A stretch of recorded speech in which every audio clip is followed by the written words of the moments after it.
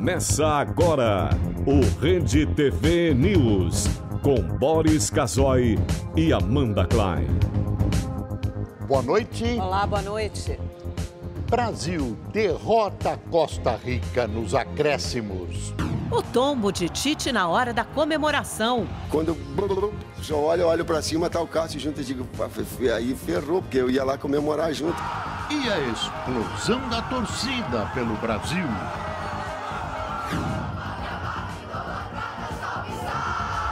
A Copa do Mundo nas escolas. Aqui na Califórnia, autoridades apresentaram novos detalhes sobre o caso dos 13 irmãos que foram torturados durante anos pelos próprios pais. As principais notícias do Brasil e do mundo agora no Rede TV News.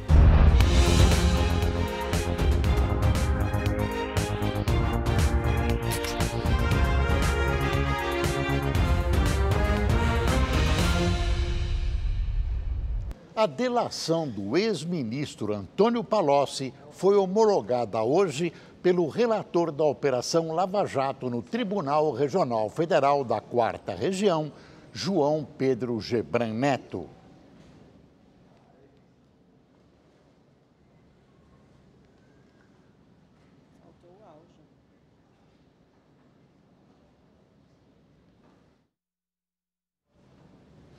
Daqui a pouco a gente vai apresentar a reportagem completa. Claro, tivemos um problema. O importante é lembrar que Palocci era uma figura de super confiança, tanto do ex-presidente Lula como da ex-presidente Dilma. Portanto, ele sabe de tudo e alguma coisa a mais. Tudo sobre o que ocorria no centro do poder em Brasília. Inclusive, Palocci operava em nome do governo negócios com grandes empresas e o setor financeiro. Suas delações podem comprometer muita gente importante do PT, inclusive Lula. Tudo indica que a Lava Jato vai aquecer. O pré-candidato do PSL à presidência da República, deputado Jair Bolsonaro, decidiu não participar de debates no primeiro turno.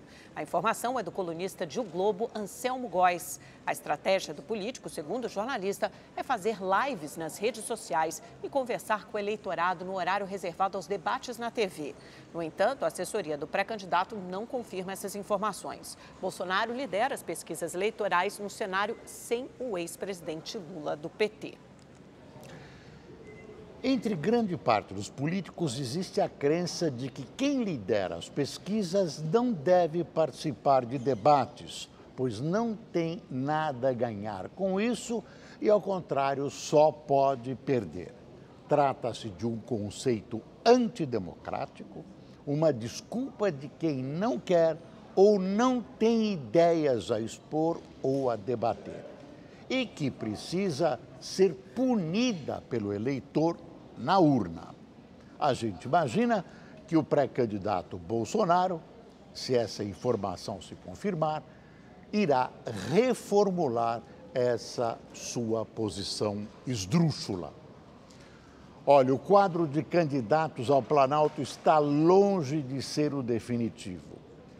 Ante o desempenho nas pesquisas de José Luiz da Atena ao Senado, o DEM decidiu encomendar uma pesquisa para avaliar se o jornalista tem condições de ser o candidato do partido ao Planalto.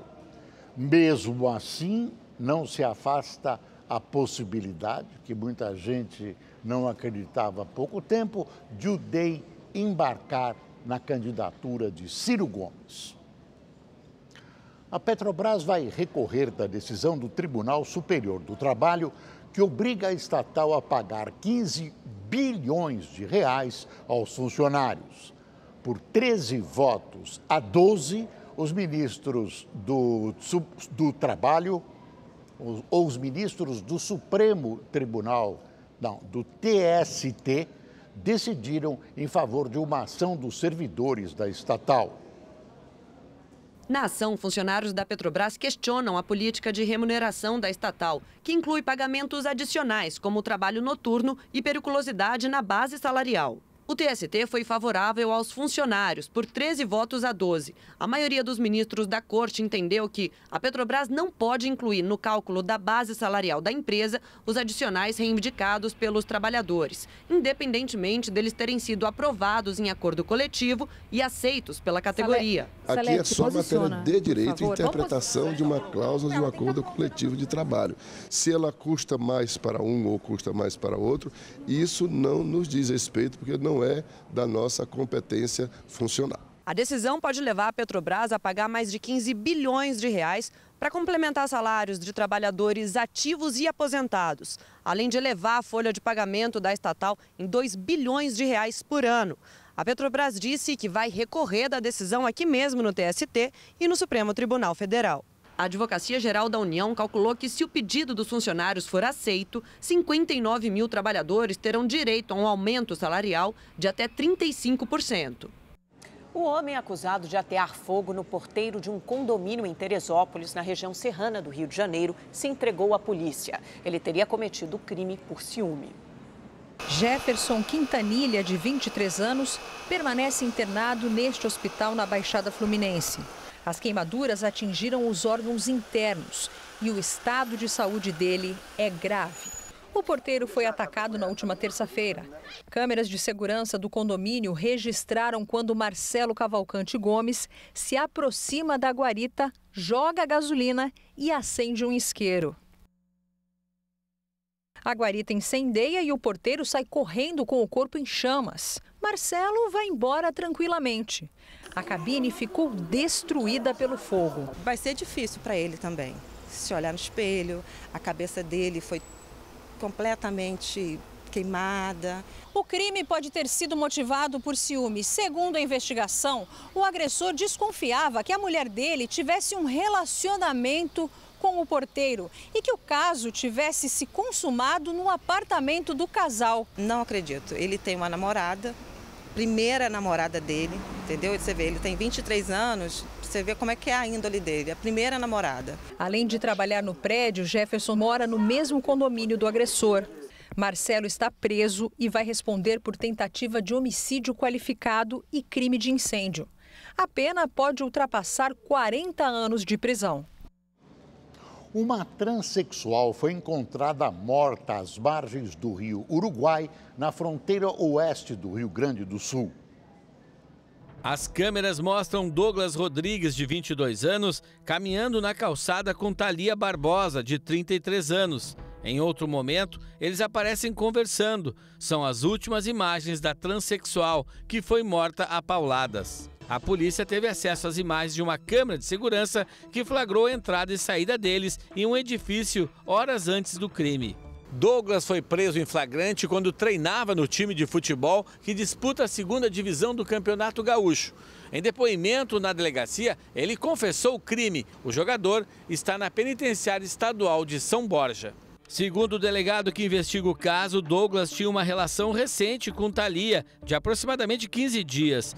No depoimento, o jovem confessou a briga e o crime. Ele disse que a discussão começou porque Thalia queria divulgar fotos do casal em redes sociais, o que ele não permitia. O Banco Central informou nesta sexta-feira que continuará ofertando na próxima semana contratos de swap cambial, que é a venda de dólares no mercado futuro. Isso a fim de prover liquidez e contribuir para o bom funcionamento do mercado de câmbio, segundo o banco. Os contratos de swap cambial fazem parte da estratégia do BC para controlar o avanço do dólar, que fechou em alta nesta semana. Mais uma sexta-feira de muita pressão no mercado financeiro, com o dólar subindo 0,5%, cotado a R$ 3,79. Na semana, a alta foi de 1,4%. O dólar só não subiu mais porque o Banco Central continua jogando duro contra as pressões de alta que chegam tanto do mercado externo quanto do mercado interno. Em nota divulgada nesta sexta-feira, o Banco Central reafirmou seu compromisso de manter as cotações sob controle e informou que na próxima segunda-feira vai realizar leilão de linha, que é venda de dólares com compromisso de recompra no valor de 3 bilhões de dólares. Nós vamos conversar agora com a nossa comentarista econômica, Salete Lemos, para conhecer os destaques da semana no noticiário econômico. Boa noite, Salete. Boa noite, Boris. Boa noite, Amanda. Boa noite a você que nos acompanha aqui no Rede TV News. Verdade, mais uma semana de surpresas.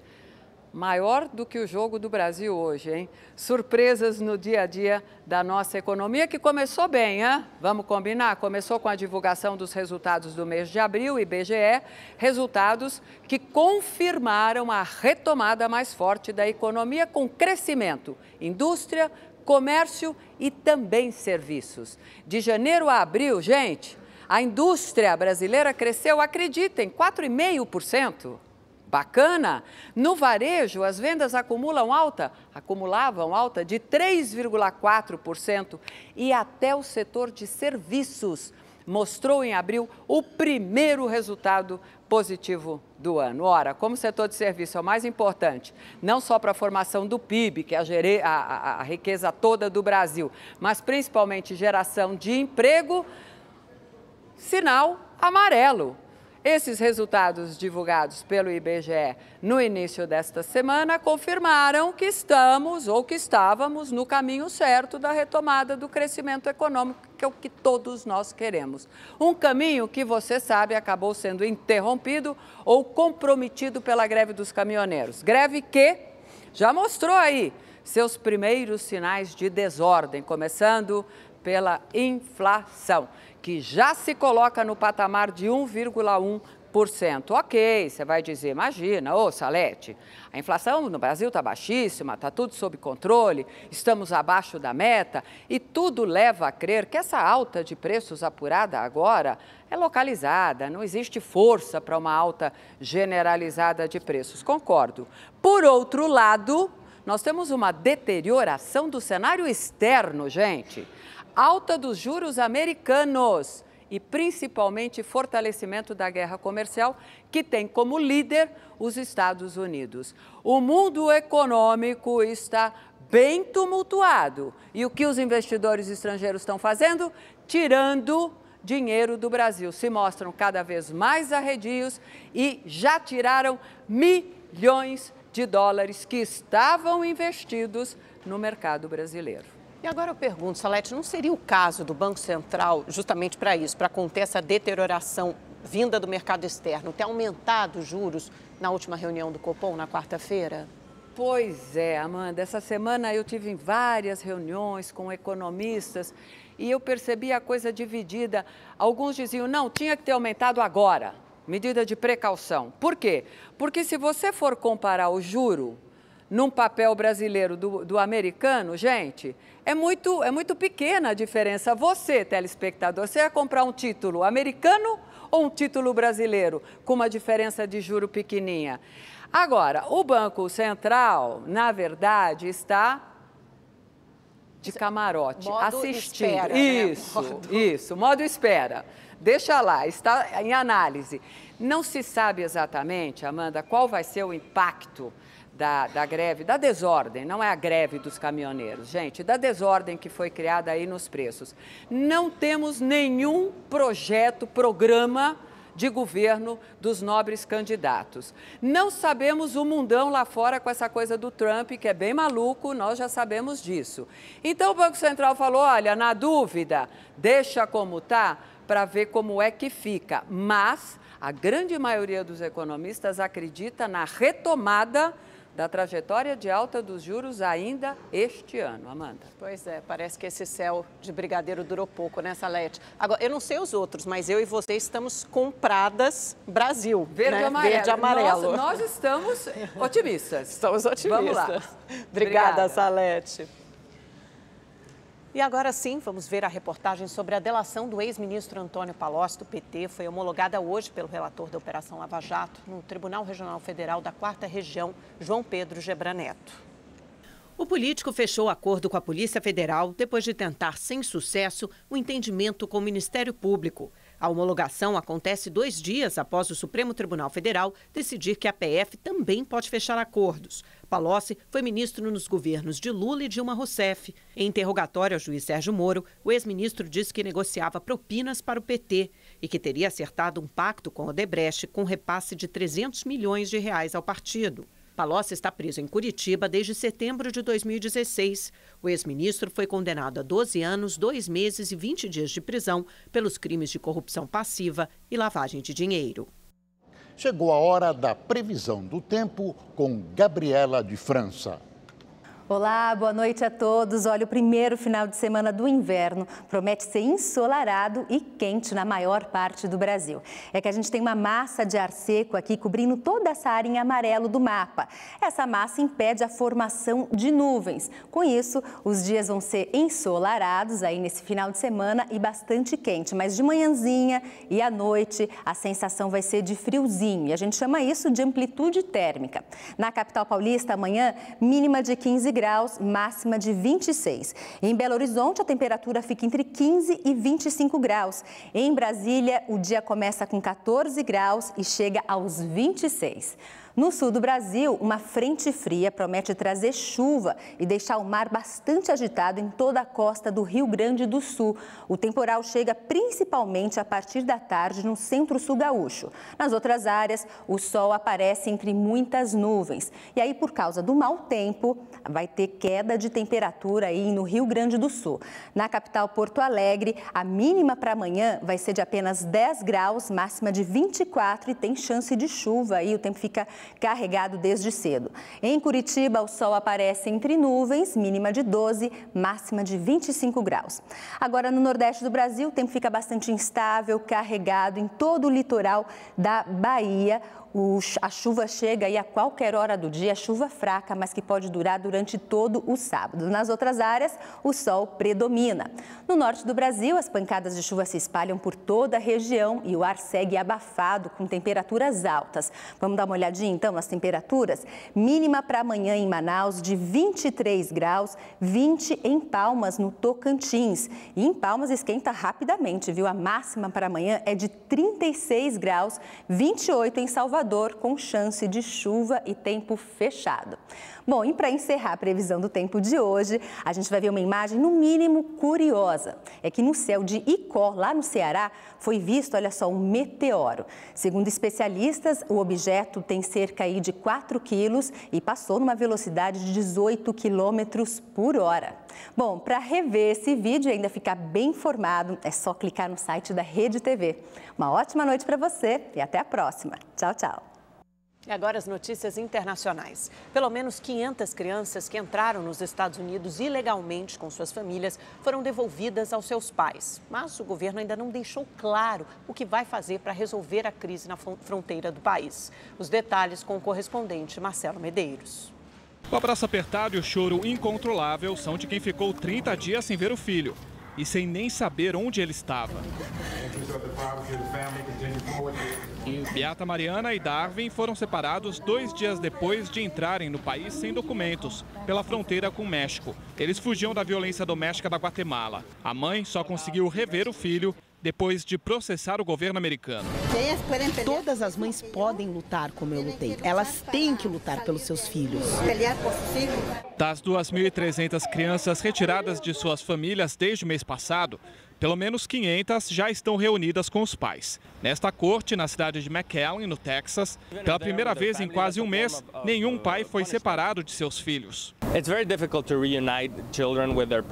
Ao mesmo tempo que a Casa Branca afirma que irá manter as famílias unidas, ela também estuda maneiras de abrigar as crianças que já tenham sido separadas de seus pais.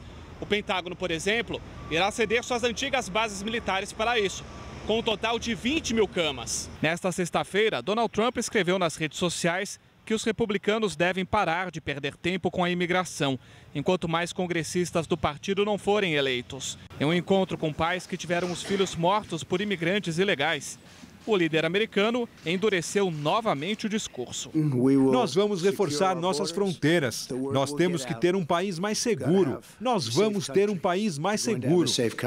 E lembra a capa da revista Time com uma garota imigrante cara a cara com Trump? Nesta sexta-feira, o pai da menina e o governo americano disseram que ela não foi separada de sua família. A foto foi tirada no momento em que a menor, com sua mãe, foram paradas por agentes de imigração, após as duas atravessarem o rio que divide os Estados Unidos e o México. De acordo com a família, ela chorava de fome e cansaço. Marcelo Medeiros, de Nova York, para o Rede TV News. E agora vamos conversar com o comentarista de política, Reinaldo Azevedo. Reinaldo, boa noite. Então, segundo você, o velho Brasil mostrou as caras numa decisão do TST envolvendo a Petrobras, né? É isso mesmo, Boris, boa noite. Antes que eu entre nesta questão em particular, eu não vou resistir, porque a cada vez que eu ouço noticiário a respeito, a minha indignação atinge um patamar que eu não consigo me calar.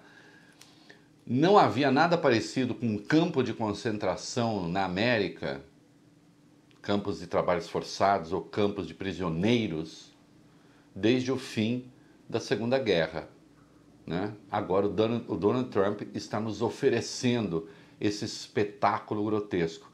E eu lamento que muitas pessoas achem que tudo bem, ele está apenas cumprindo uma promessa de campanha e afinal a economia americana está indo tão bem que então tudo se justifica, né? Seria desnecessário lembrar que facínoras ao longo da história também consertaram a economia de seus respectivos países. E o maior de todos eles foi quem fez o trabalho mais rapidamente na Alemanha. Todo mundo sabe de quem eu estou falando. Está comparando o Trump com o Hitler? Não.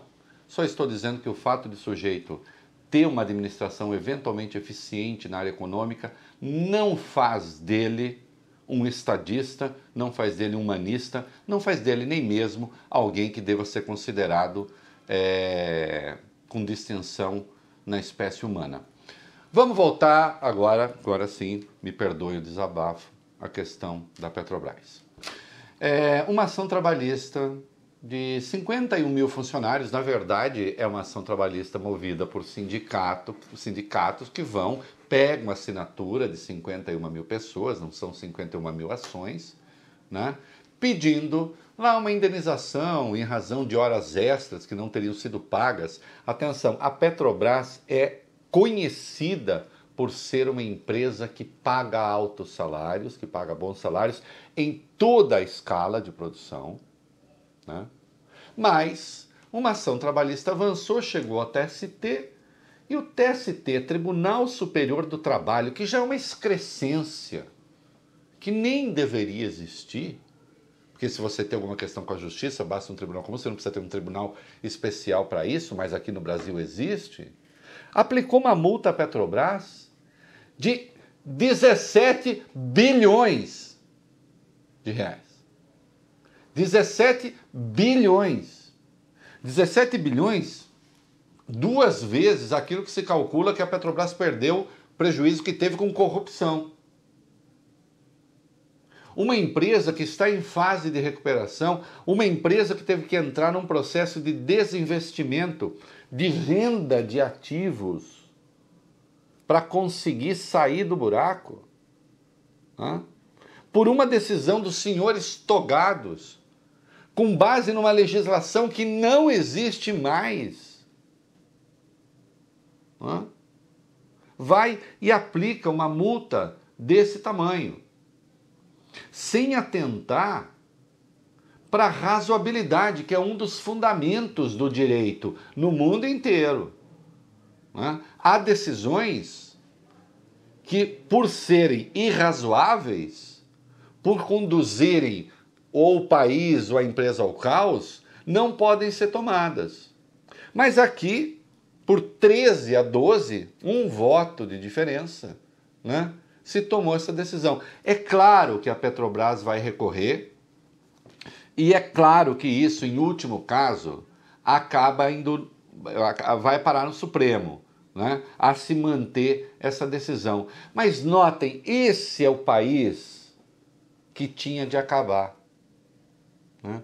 E, no entanto, infelizmente, né, eu escrevo isso na minha coluna na Folha hoje, como toda essa coisa da Lava Jato detonou o governo Temer, e ao detonar o governo Temer, detonou junto o que eu chamo de agenda do centro político, né? Faz com que essas forças do atraso saiam do pântano ideológico e mostrem a cara. Né? Então, um tribunal cuja existência já é, do ponto de vista de uma sociedade democrática, aberta, livre, uma excrescência, né?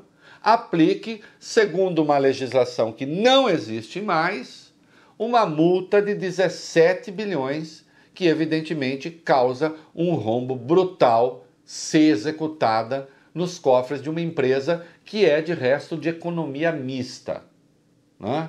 Aplicando, sim, um prejuízo brutal ao principal acionista, que é o Estado brasileiro, mas também ao conjunto dos investidores. Né? Então, este é o Brasil que precisava acabar. Quando a gente vê o resultado, por enquanto, das pesquisas eleitorais, infelizmente, este país do pântano é o que está triunfando na vontade do eleitor. Né? É preciso fazer muita coisa errada, as forças políticas precisam fazer muita coisa errada para que a gente chegue a esse estágio miserável. Mas nele estamos. Né? Fazer o quê? Bom fim de semana, juízo, sexta-feira, né? Pensa direitinho, camisinha, tá? Porque Deus não se mete nessas coisas. É isso aí, tchau. Tchau, Reinaldo. Bom fim de semana. Na Califórnia, as autoridades apresentaram novos detalhes sobre o caso dos 13 irmãos que foram torturados durante anos pelos próprios pais. Os detalhes com o correspondente da Rede TV em Los Angeles, Fábio Borges. As revelações foram apresentadas por procuradores numa corte de Riverside, a cidade da Califórnia onde David e a esposa Louise Turpin torturaram e mantiveram em cativeiro 12 dos 13 filhos. Durante a audiência, o casal ouviu calado os detalhes chocantes dos crimes que cometeu repetidamente durante anos. As crianças e adolescentes, com idades entre 2 e 29 anos, foram resgatados em janeiro desta residência, que ficou conhecida como a Casa dos Horrores. Os irmãos só conseguiram ajuda porque Jordan, uma das filhas do casal Turpin, fugiu e chamou os serviços de emergência. Ao chegar à casa, os policiais ficaram horrorizados ao ver as condições precárias em que as crianças e adolescentes viviam. Todos estavam muito sujos, desnutridos e alguns estavam acorrentados às camas. Os investigadores apresentaram provas de que os irmãos viviam presos 20 horas por dia nos quartos, infestados pelas próprias excreções em condições desumanas. Só podiam tomar banho uma vez por ano e recebiam água e comida uma vez ao dia. Eram alimentados o suficiente para sobreviverem. No dia do resgate, a adolescente de 17 anos que pediu por socorro estava tão magra que aparentava ter apenas 10 anos de idade. Outra irmã, de 29 anos, pesava apenas 37 quilos. Os irmãos eram privados de acesso à informação, jogos, brinquedos e entretenimento, como televisão, rádio e internet. Quem descumprisse as regras era punido com surras e confinamento. Uma das filhas contou que ficou acorrentada à cama por 6 anos e meio. Entre as novas revelações, há também a informação de que David Turpin tentou abusar sexualmente de Jordan. A adolescente de 17 anos contou às autoridades que o pai a assediou quando tinha apenas 12 anos. A mesma jovem também revelou ter sofrido abusos da mãe. Em um dos episódios, a garota foi estrangulada e ameaçada de morte porque estava assistindo um vídeo do cantor Justin Bieber. Jordan tinha um canal secreto no YouTube, onde postava vídeos com músicas compostas por ela sobre os anos de tortura. Os maus tratos deixaram sequelas graves em algumas das vítimas, que foram diagnosticadas com problemas neurológicos e nos nervos. O juiz que analisa o caso aceitou 49 das 50 denúncias contra o casal Turpin. Há evidências de que eles praticaram crimes como tortura, detenção ilegal e negligência.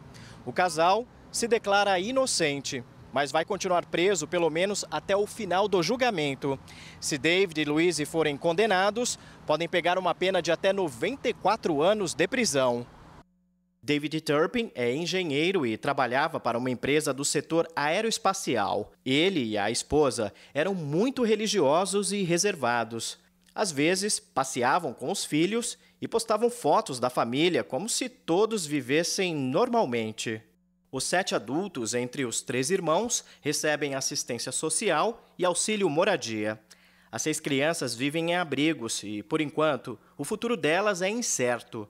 A justiça ainda não determinou quem serão os responsáveis pela guarda dos menores. Fábio Borges, de Los Angeles, para o Rede TV News.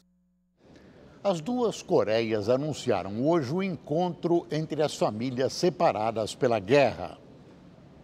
O reencontro vai acontecer na Coreia do Norte entre 20 e 26 de agosto e 100 pessoas de cada país devem se reunir na ocasião. A decisão aconteceu depois de uma conversa de quase 10 horas entre representantes da Cruz Vermelha dos 2 países. O último encontro dos familiares aconteceu em 2015. Só na Coreia do Sul, 57 mil pessoas estão cadastradas para rever seus parentes. Em Genebra, o Alto Comissário das Nações Unidas para os Direitos Humanos pediu a criação de um inquérito internacional com o objetivo de investigar a violência usada pelas forças de segurança do governo Maduro contra manifestantes desde 2015. A ONU classificou como lamentável a situação na Venezuela. A União Europeia começou a cobrar tarifas de importação de 25% de produtos norte-americanos. A medida é uma retaliação aos Estados Unidos, que aplicaram sobretaxas ao aço e alumínio no começo do mês. A cobrança deve custar aos cofres americanos mais de 3,5 bilhões de dólares, cerca de 12 bilhões de reais. O presidente Donald Trump respondeu pelo Twitter e ameaçou impor novas sobretaxas de 20% sobre exportações de veículos da União Europeia, caso o bloco não retire as novas taxas.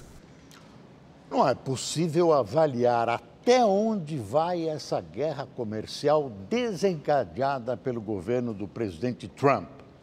Tudo indica que no frigir dos ovos só haverá perdedores nessa guerra, inclusive o Brasil.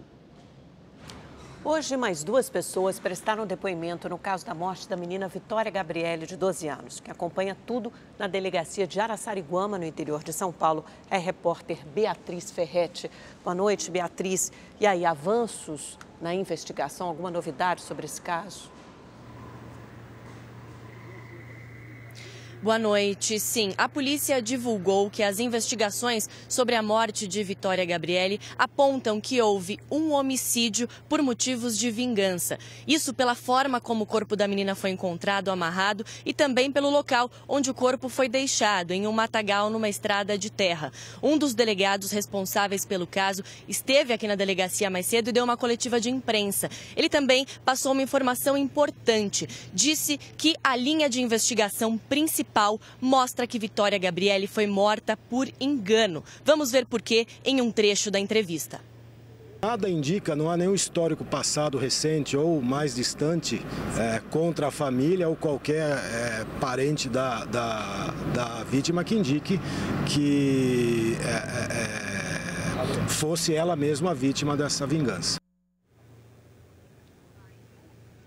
O delegado também afirmou que pelo menos 2 pessoas participaram do crime e reforçou que Vitória Gabriele não sofreu violência sexual antes de ser morta. Hoje, um tio da menina e também um pedreiro prestaram depoimento aqui na delegacia. Esse pedreiro é vizinho ao local onde o corpo da Vitória Gabriele foi encontrado. Ele disse nesse depoimento que no dia em que ela foi morta, ele viu um carro suspeito, um carro escuro, passando por ali de madrugada, por volta das das 3h30 da madrugada. E segundo ele, esse veículo teria ficado no mato por cerca de 10 minutos e depois teria ido embora. A polícia ainda tem mais de 300 horas de imagens de câmeras de segurança da região para analisar, e tudo isso porque eles trabalham com a possibilidade de 3 trajetos que a Vitória Gabrielli tenha feito desde o momento em que foi raptada até ser morta. E para as investigações darem continuidade, os policiais também aguardam para os próximos dias laudos de confronto genético e também grampos telefônicos. Ao vivo de Araçariguama, Beatriz Ferretti, para o Rede TV News. Obrigado, Beatriz. Uma baleia encalhou hoje de manhã num terminal marítimo de Salvador, na Bahia. O local foi isolado. Como o animal ficou preso numa área sem contato com as embarcações em trânsito, o embarque ou desembarque de quem faz a travessia não foi prejudicado. Antes que uma equipe de resgate pudesse chegar ao local, o animal conseguiu sair sozinho. Por ficar muito tempo num lugar estreito, a baleia acabou se arranhando, mas não teve nenhum ferimento aparente. Mais um jovem vítima de bala perdida foi enterrado hoje no Rio de Janeiro. As pipas ganharam o céu do cemitério do Irajá. Uma última homenagem a Guilherme. Vivia na rua com ele todo dia, brincando com ele, vendo ele soltar pipa. Muito curar o que fizeram com ele, cara. Não. Guilherme Henrique Pereira, de 14 anos, foi morto após ser baleado na noite de quarta-feira. Segundo testemunhas, ele estava voltando para casa de bicicleta quando criminosos em um carro passaram pela rua atirando. O próprio pai foi quem socorreu o filho. Baleado no peito, Guilherme foi levado às pressas para um hospital da região, mas não resistiu aos ferimentos. Ele saiu, foi com a mãe do mercado, voltou, era 8h30. Ele queria cortar o cabelo, só que perto de casa estava fechada a barbearia. Ele foi próximo da Vintém para cortar, chegou lá, estava fechado, ele voltou. Na hora que voltou, aconteceu essa tragédia. Carlos Antônio Lima de Correia, de 34 anos, e um adolescente de 16 anos, amigo de Guilherme, também foram baleados. Os dois permanecem internados com quadro clínico estável. Em menos de 24 horas, 3 estudantes foram vítimas de arma de fogo no Rio de Janeiro. 2 morreram e 1 permanece internado. O estudante Marcos Vinícius da Silva, de 14 anos, baleado durante uma operação no Complexo da Maré, foi enterrado ontem. O adolescente estava a caminho da escola quando começou um intenso tiroteio. Segundo a ONG Rio de Paz, 8 crianças foram assassinadas só este ano no Rio.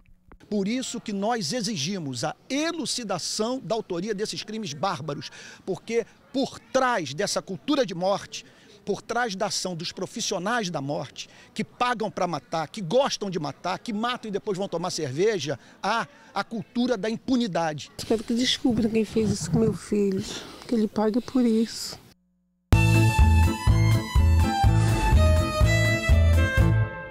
Brasileiros de todo o país se juntaram para acompanhar a vitória da seleção. Aqui em Belo Horizonte, o local de maior concentração de torcedores foi o Mineirão. Aqui nesse espaço, na área externa, foi montada uma grande estrutura com telão e palco para shows. O torcedor, claro, veio vestido de verde e amarelo, com bandeiras do Brasil e muito confiante. Mas o grito de gol ficou preso na garganta até o finalzinho da partida, com gols só nos acréscimos.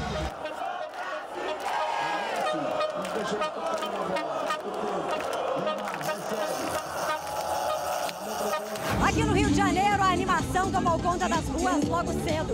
Milhares de torcedores vieram assistir o jogo aqui no Alzirão, na Tijuca, na zona norte da cidade, que há 40 anos já é um ponto de encontro tradicional.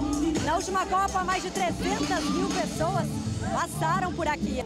Hoje a torcida caprichou no figurino, verde, amarelo e muita criatividade. Durante a partida, todos concentrados, de olho no telão. A expectativa era grande e a cada lance mais emoção. Não faltou fé e deu certo. Ô Sérvia, pode esperar, a sua hora vai chegar e eu tô maluco! Ânimo total da galera aqui de Brasília, viu? A torcida escolheu um restaurante do Pontão do Lago Sul, um dos lugares mais bonitos daqui. E é claro que vai rolar até um brinde para a seleção brasileira.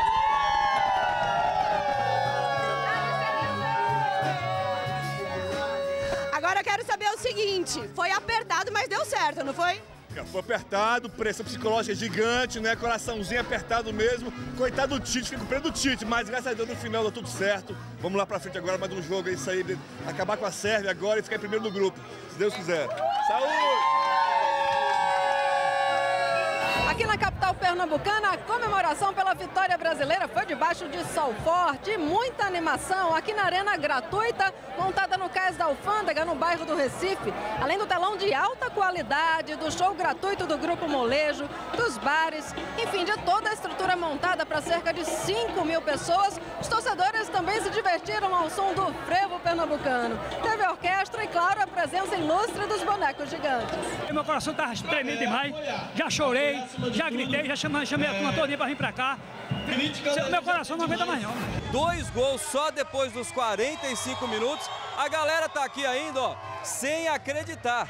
Esse povo que sofreu demais aqui na Praia do Futuro em Fortaleza, tá aqui, ó, ainda incrédulo que o Brasil finalmente estava caminhando aquele 0 a 0, 2 empates, mas agora foi, né? Agora foi, agora tá tranquilo, agora vamos começar a festa para mais uma vitória. Botando dor no coração já.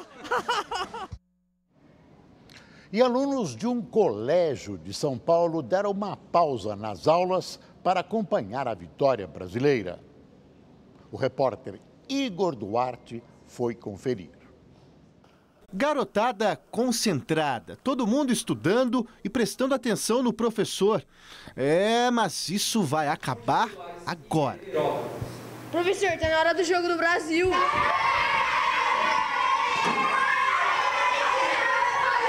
Pronto, acabou a calmaria. Hora de colocar a emoção pra fora e o verde e amarelo no rosto pra torcer. Patriotismo aqui é o que não falta.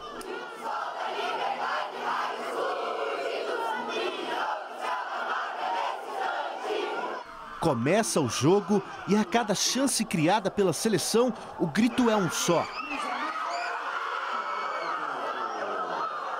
E no meio da galera, olha só quem a gente encontra. Mas que argentino cara de pau, hein? Aqui, ó, não tem rivalidade aqui, ó, que é tudo amigo, vem mesmo. Mas hoje é jogo do Brasil. Mas a gente comemora também. Final do primeiro tempo, o Brasil tentou, mas continua 0 a 0. Segundo tempo, vamos ganhar ou não vamos? Vamos! O tempo vai passando e a alegria dá lugar à preocupação. Jogo tenso, amarrado. E olha quem aparece para dar umas dicas. Tá bom, argentino. Fala aí, vai. Eu usaria o Neymar um pouco mais pela ponta para ele cruzar pro Gabriel Jesus, porque o Gabriel Jesus é bom de área, né? E o Casemiro, porque o Casemiro bate forte na bola. E de repente é pênalti. E quando o árbitro volta atrás, a torcida mirim é só reclamação. Foi bem, estava muito claro, mano. O cara empurrou e ainda baixou pro outro cair. Os caras ficam reclamando, pedindo o árbitro de vídeo, aí quando a gente quer, não vai. Quando tudo parece perdido, finalmente sai o gol. Explosão na arquibancada, quer dizer, na quadra. Não demora muito e vem o segundo. Até eu resolvo cair na comemoração.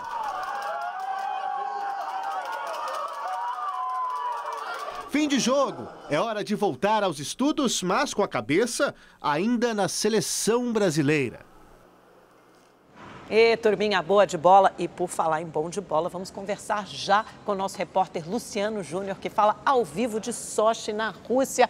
Acompanhou o jogão de pertinho hoje, né, Luciano? Boa noite para você. Já é tarde. Que horas são aí na Rússia, Luciano? Conta pra gente.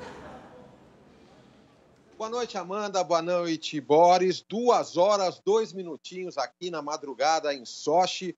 Uma madrugada aliviada para nós brasileiros. Aliás, a seleção brasileira chegou agora há pouco, a 1 hora, chegou exatamente, precisamente, a 1h 8h04. Amanhã, folga geral para o elenco. Eles vão fazer um treinamento regenerativo no campo, mas é uma coisa bem simples. Depois, no domingo, sim, começa um trabalho já pensando na partida de quarta-feira, que define, né, se o Brasil fica na Copa, se é primeiro ou segundo no grupo, o jogo contra a Sérvia. E uma informação importante, o lateral Danilo, que não jogou, ele teve um mal súbito após a partida, ele teve uma queda de pressão, mas já recebemos a informação que veio do doutor Rodrigo Lasmar, que está tudo bem com ele, nem medicamento precisou tomar.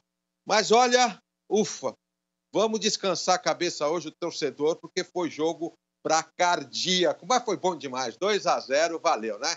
Com vocês aí no Brasil. Obrigada, Luciano. Sofremos, espero que o próximo jogo seja mais fácil. Em Macau, na China, a torcida brasileira comemorou a vitória contra a Costa Rica com muito samba no pé. O correspondente Marcelo Espíndola acompanhou tudo e mostra pra gente como foi a agitação por lá.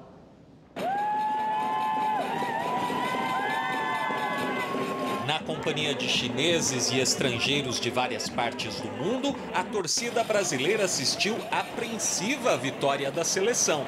O primeiro tempo, com poucas chances de gol, faz todos se perguntarem a mesma coisa. Será que o placar vai ficar zerado? É tanta tensão que tem gente que nem aguentou ver. Aqui em Macau o tempo é chuvoso, mas onde tem a torcida brasileira, não tem problema chuva, tem ânimo e tem muito batuque.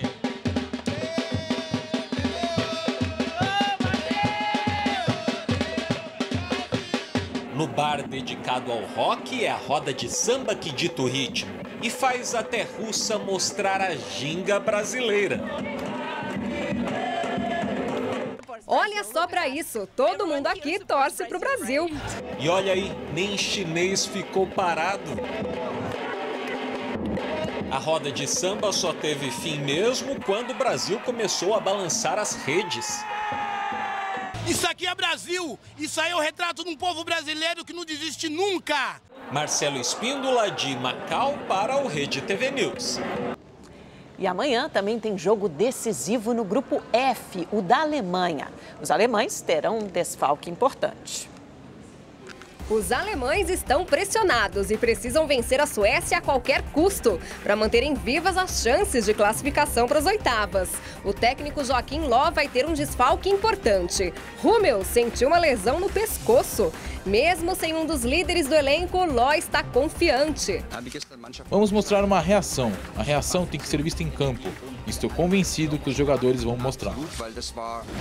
Na seleção sueca, muita expectativa. A seleção divide a liderança do grupo F com o México e pretende ir longe neste Mundial. O capitão Granqvist sabe da importância deste jogo e promete foco total na vitória.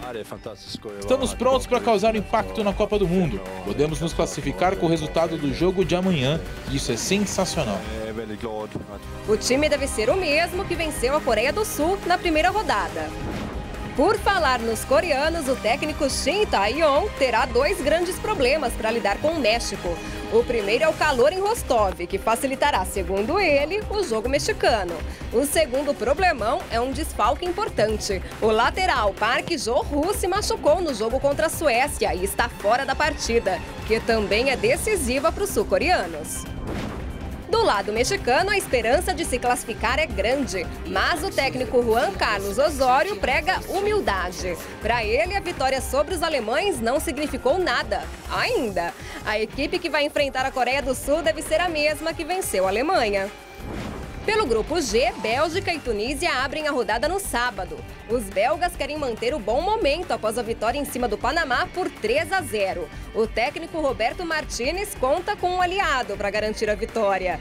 O francês Thierry Henry, o ex-artilheiro da França, tem ensinado a turma a ser mais agressiva no ataque. Afinal, é dele algum dos gols mais bonitos nos mundiais.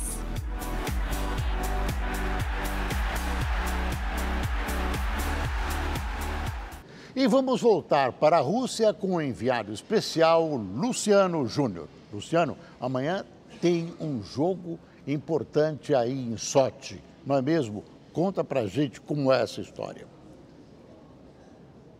Olha, Grupo F, amanhã aqui em Sochi, Alemanha versus Suécia. Aliás, a cidade já está invadida por alemães e suecos, bares, restaurantes, na FanFest. A gente já vê todos esses torcedores que prometem fazer muito barulho amanhã. Agora, Boris, estou fazendo as contas aqui, olhando.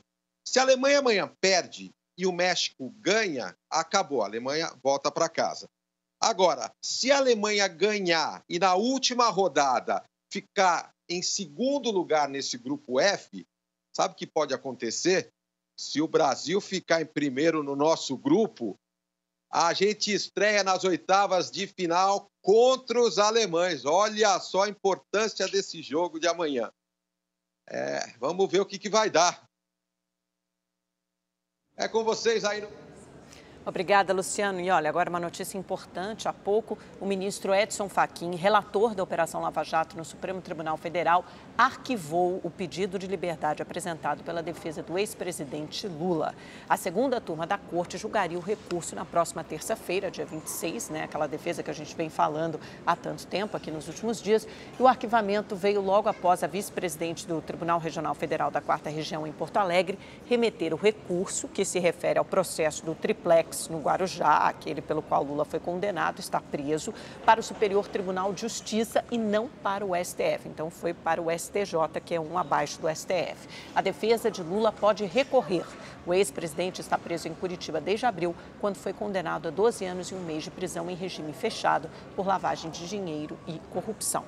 A população continua sendo prejudicada pelo caos na saúde pública de Minas Gerais. Em Belo Horizonte, os postos de saúde já não conseguem atender a demanda de pacientes recusados nos hospitais do estado. Com fortes dores, Luiz Carlos estava há horas esperando atendimento nessa UPA em Belo Horizonte. Tem 5 horas que eu tô aqui. Cheguei 11h43. Eu fui encaminhado do hospital aqui do lado para dentro, aqui para internação, e demorando muito atendimento. E eu estou sentindo muita dor nas pernas, não estou aguentando nem em pé direito. Segundo a prefeitura, o número de pacientes que procura a unidade teve um aumento de 22% só na última semana. A sobrecarga nos postos de saúde é reflexo da situação dos hospitais da rede pública do estado. Um deles é este aqui, o Pronto Socorro João 23, que há uma semana recebe apenas os casos mais graves. Boa parte dos pacientes é orientada a procurar atendimento nas UPAs. Vai para um lado, vai para o outro, então, como se diz, vai para o UPA e fica aí só Deus que sabe. Há uma semana mostramos aqui no Rede TV News a situação caótica de outro hospital referência em Minas. Cirurgias eletivas foram canceladas e alguns leitos de internação ficaram desativados. Nós estamos aqui desde cedo, desde umas 11 da manhã, e ela, agonizando de dor, foi lá, tirou a fita verde, reclassificou como urgente, mesmo assim continuou a demora. Para evitar um colapso da saúde em Belo Horizonte, o estado prometeu que vai repassar um total de 60 milhões de reais para a prefeitura até semana que vem. A primeira parcela de 20 milhões já foi paga. A demanda por medicamentos e por insumos aumentou muito além do que é esperado normalmente. Esses repasses nos dão um fôlego para aguentar, manter os serviços municipais funcionando. E o que resta para quem depende do atendimento pelo SUS? Eu tenho que aguentar, que eu não tenho opção. Eu tenho que ser internado, não estou aguentando. Isso é uma vergonha. Isso é uma vergonha. E no noroeste da China, 1.400 drones iluminaram os céus de Xi'an. A criação foi feita para comemorar o aniversário de 1.400 anos da cidade, que já foi capital da dinastia Tang. Várias performances com formas em 3D foram reproduzidas para representar as características do local. O Rede TV News fica por aqui. Mais notícias no Leitura Dinâmica. Uma boa noite para você. Boa noite.